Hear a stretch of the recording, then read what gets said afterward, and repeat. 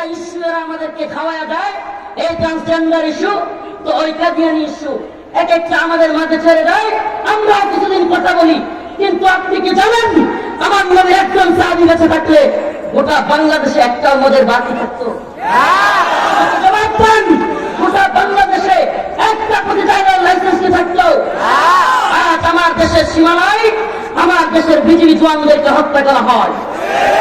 আশ্চর্যের বিষয়, আশ্চর্যের বিষয়, আমাদের গায়রত কোথায় গেছে? এই বিএসএফ এর প্রধানরা, এই ভণ্ড মাতবররা আমার দেশে আইসা ঢাকায় বলে যায়, ঢাকায় বসে বলে যায় যাদেরকে সীমান্তে হত্যা করা হয় এদেরকে অপরাধ। কি বলে? এরা অপরাধী। আমার জানতে মনে চায় তাদের দেশের আইন বলেন, ভারতীয় আইন বলেন কিংবা বাংলাদেশি আইন, কোন আইনে সীমান্তে গুলি করা হত্যা এটার বৈধতা দেওয়া আছে, কিংবা তাদেরকে অপরাধী বলার বৈধতা কে দিয়েছে? আপনার যদি বিচার করতে হয় অবশ্যই আপনার দেশের আইন আছে, সেখানে নিয়ে আপনাকে বিচার করতে হবে। আপনি সেখানে নিয়ে বিচার না করে কত বড় সাহস! দালালেরা যদি দেশে না থাকতো এরা এত বড় দমভক্তি করতে পারতো না।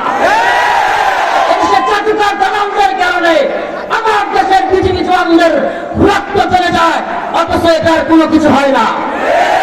আমরা বলতে চাই তোমরা আমাদেরকে ইস্যু খাওয়াই দিবা, কিন্তু মনে রাখবা আমরা ইস্যু খাই না।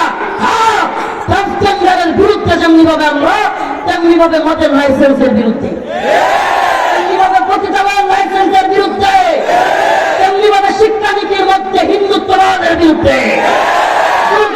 আমার শিক্ষা ব্যবস্থায় থাকতে পারবে না।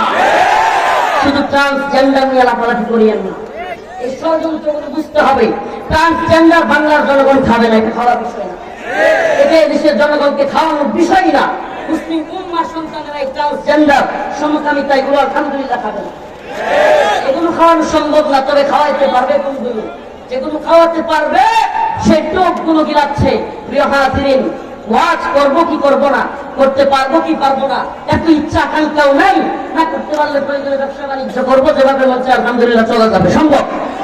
কথা বুঝেন, এই প্ল্যাটফর্ম বন্ধ হয়ে যাক কিংবা করে ফেলুক এই প্ল্যাটফর্ম, কিন্তু দিন থেমে থাকবে না, দিনের পথে চলা থেমে থাকবে না। অতএব এই চার দেওয়ালের মাঝখানে কিংবা প্যান্ডেলের মধ্যে প্রিয় যুবকেরা, তোমাদের আওয়াজকে, তোমাদের এই জজবাকে সীমাবদ্ধ করো না।